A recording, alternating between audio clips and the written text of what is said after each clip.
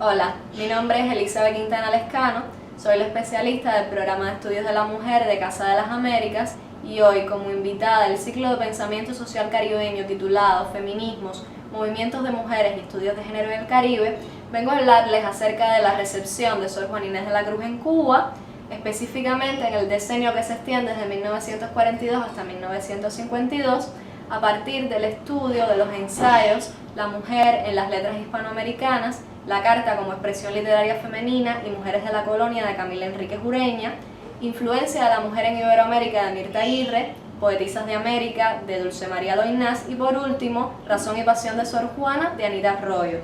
Si desea leer mi ensayo completo o consultar alguna referencia bibliográfica, puede acceder a él a través del hipervínculo que dejo en la cajita de información. En etapas anteriores al periodo analizado, podemos encontrar algunas referencias aisladas a Sor Juana Inés de la Cruz en la literatura cubana. La obra teatral El príncipe jardinero fingido cloridano, escrita por Santiago Antonio Pita y Borroto y estrenada en La Habana en el año 1791, cuenta con una referencia a las famosas redondillas Este amoroso tormento a través de un parlamento de uno de los personajes, la criada Flora. Casi un siglo más tarde, el 8 de octubre del año 1862, en la revista Universal aparece una reseña del escritor cubano José Martí, uno de los más importantes de nuestra literatura, como pueden observar por mi librero, y en esta reseña José Martí habla sobre la obra de teatro Sor Juana del escritor mexicano José Rojas. Más adelante, en el universo lírico, podemos observar dos homenajes a la décima musa a través de los poemas Protesta a los hombres de Aurelia Castillo y Razones de una poetisa de Adelaida de Mármol. Ambas son reescrituras de las redondillas Hombres necios. Sin embargo, sorprende un poco la escasez de referencias y el hecho de que no exista ningún ensayo que se dedique a comentar un poco la vida y la obra de esta famosa poeta.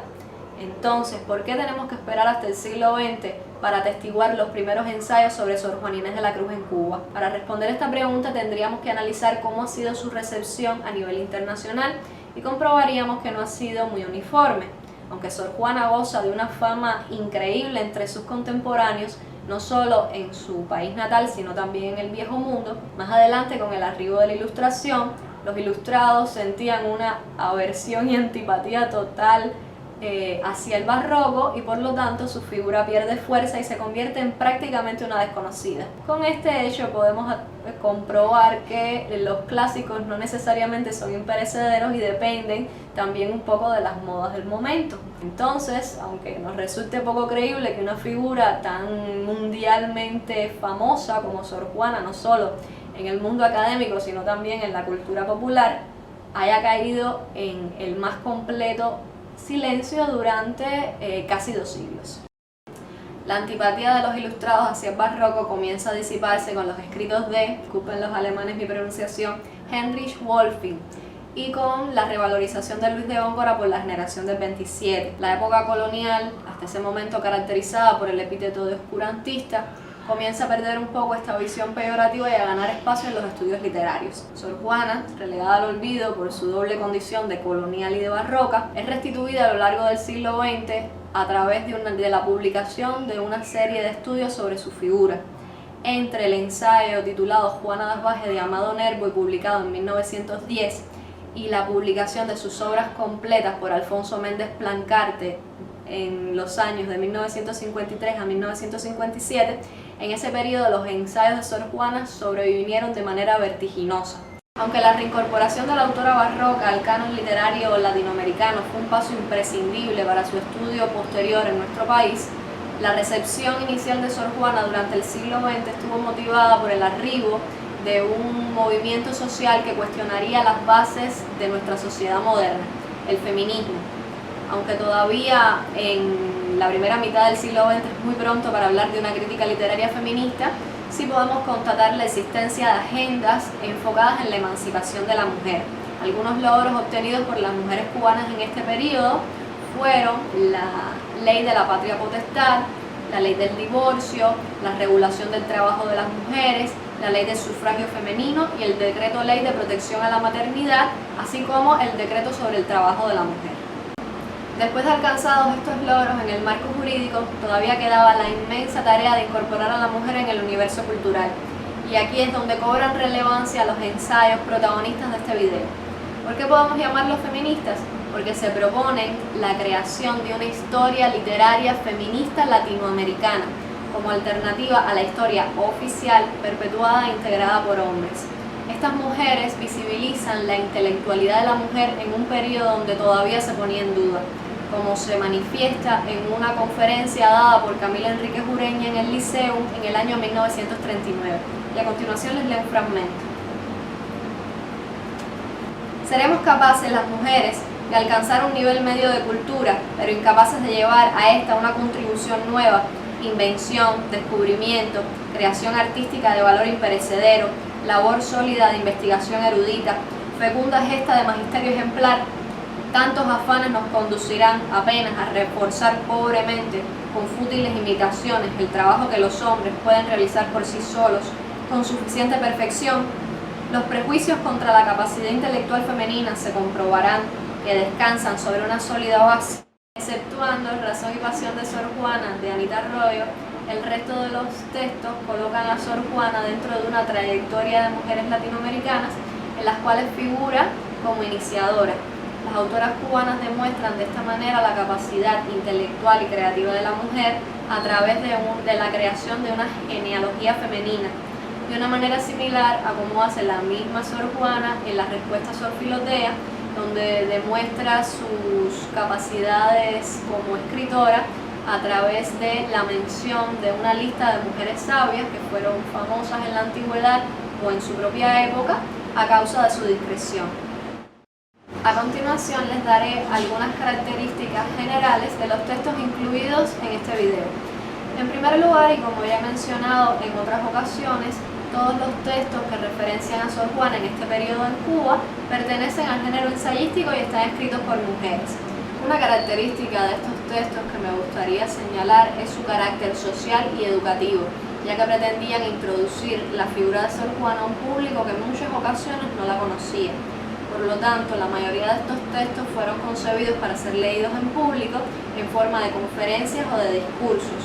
Esto posibilitaba una recepción inmediata y un cierto impacto social. La imposibilidad de consultar algunos textos de la monja debido a la inexistencia de las obras completas, que no terminarían de publicarse hasta el año 1957 por Méndez Blancarte, obligan a las autoras de estos ensayos en muchas ocasiones a leerla por terceros y les impide el análisis de las obras más complejas de la monja, como Primero Sueño y El Divino Narciso, para las cuales necesitaban unas fuentes más actualizadas. El método utilizado por las ensayistas cubanas para analizar la figura de Sor Juana Inés de la Cruz es fundamentalmente biográfico. Ahora, ¿a qué se debe este interés exclusivo en la vida de la monja? A través de la narración de ciertos pasajes de su vida, podían demostrar la intelectualidad de la mujer latinoamericana. Esto se debe a que una de las principales fuentes para construir la figura de Sor Juana Inés de la Cruz es la respuesta a Sor Filotea. Y en esta respuesta, Sor Juana articula su discurso de manera que le sirva de defensa a su inclinación al estudio, considerándolo un derecho divino y de nacimiento. Entonces, para hacer esta defensa, construye su vida de manera que gire alrededor de la obtención de conocimientos. Desde su infancia, donde aprende latín en 20 lecciones y se priva de comer queso o se corta el pelo los días que no ha aprendido nada. Luego su estancia en la corte virreinal, donde el virrey la enfrenta a 40 sabios para demostrar sus conocimientos. Y finalmente su estancia en el convento, al cual entra fundamentalmente motivada para poder contar con tiempo para dedicarse exclusivamente a sus estudios, y en el convento acumula una serie de libros y de instrumentos científicos que van acorde a sus pasiones. Camila Enríquez Ureña, en su texto La mujer en las letras hispanoamericanas, se dedica a destruir desde el comienzo la no intelectualidad de la mujer hispánica y su limitada personalidad. La mujer española, y la latinoamericana por extensión, es caracterizada como una mujer extremadamente devota, recluida en su hogar y de pocas facultades intelectuales. Camila destruye este estereotipo a través de la mención de una serie de mujeres desde María Francisca de Nebrija hasta Alfonsina Storni. 6 años más tarde, Mirta Aguirre publica su libro Influencia de la mujer en Iberoamérica. Sor Juana aparece en el acápite dedicado a las mujeres de letras, acompañada por Gertrudis Gómez de Avellaneda y Gabriela Mistral.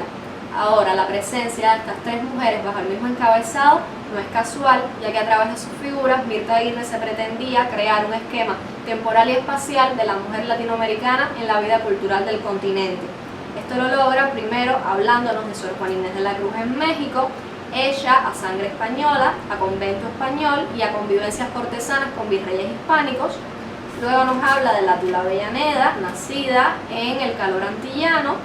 cuando ya los anhelos independentistas comienzan a arder. Y por último,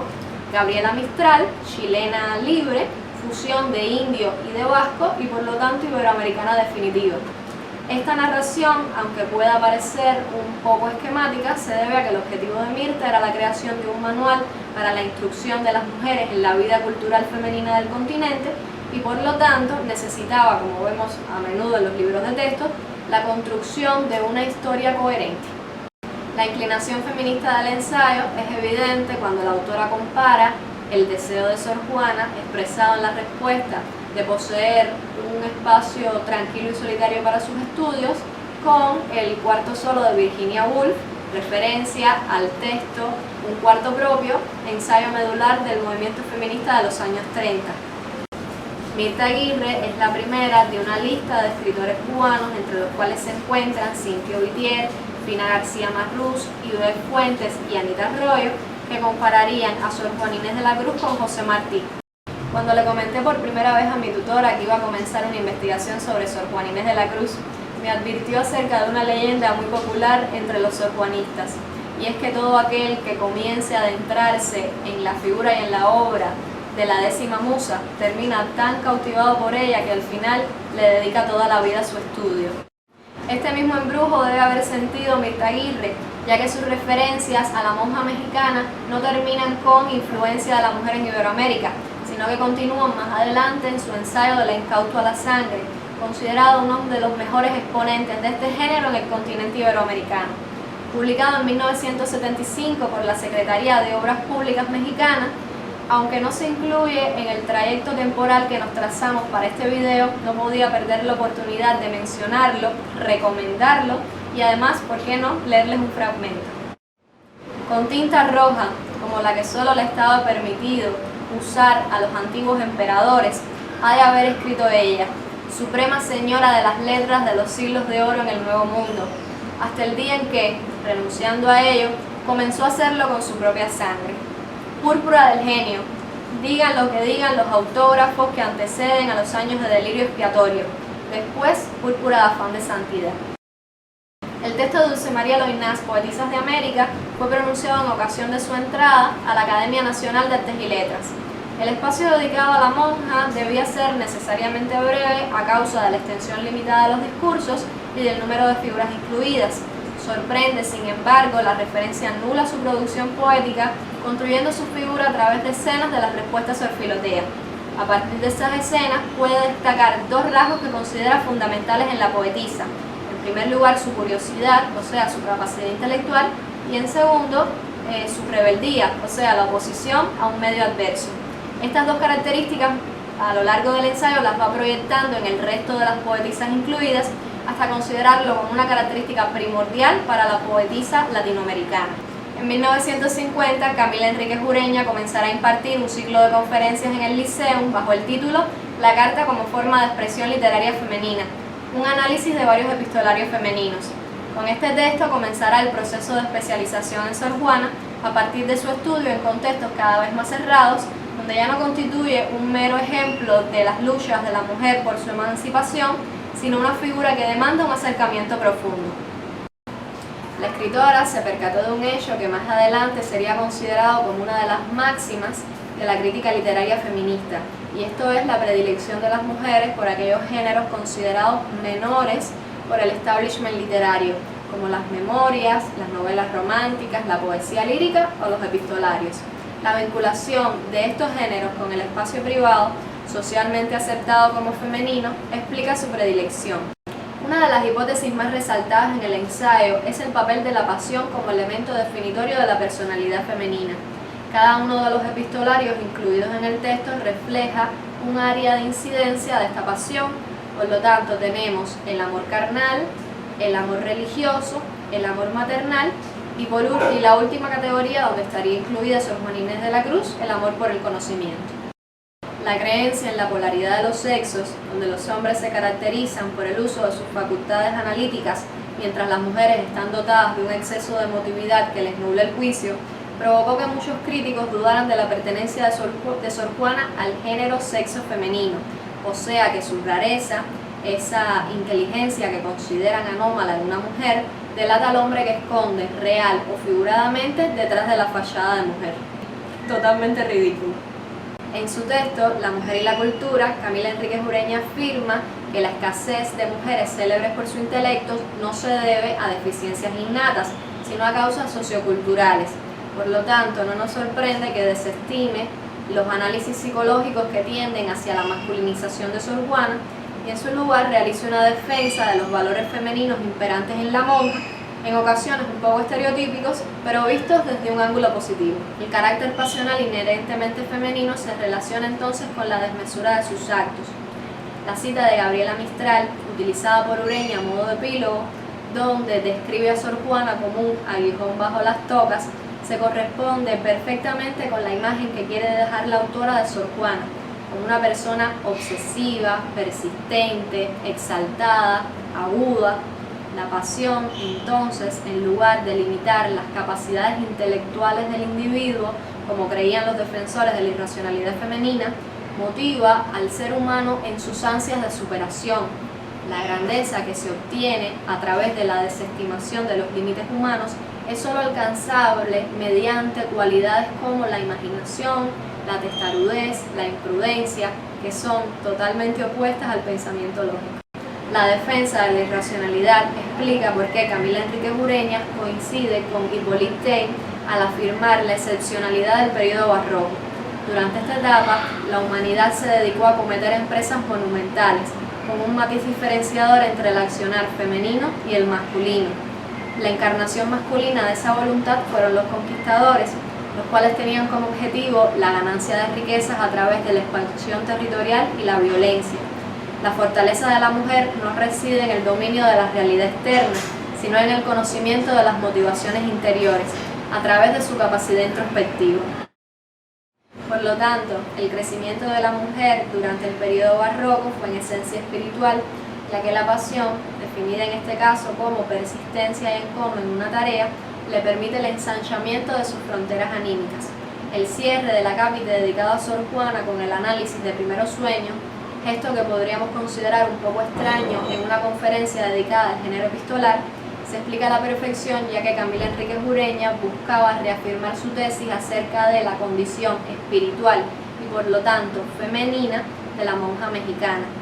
ya que el objetivo de primeros sueños es el entendimiento absoluto, empezando por lo más privado y particular, o sea, la naturaleza humana, para luego trasladarse hacia lo más general, entonces el cosmos. 10 años más tarde de su conferencia La mujer en las letras hispanoamericanas, Camila Enríquez Ureña vuelve sobre el tema de la falsa imagen de la mujer hispana, caracterizada por su ignorancia, su fervor religioso y su obediencia ciega al varón, en su ciclo de conferencias titulado Mujeres de la Colonia. La ensayista se dedica a demostrar la existencia de una cultura femenina de notable esplendor durante la Edad Media y el Renacimiento en España, sustentada en el libre acceso a la información. La reivindicación de la metrópoli a través de la desestimación de la leyenda negra le permite analizar el proceso de conquista y colonización desde un nuevo ángulo, no enfocada tanto en las masacres, lo cual no significa su negación,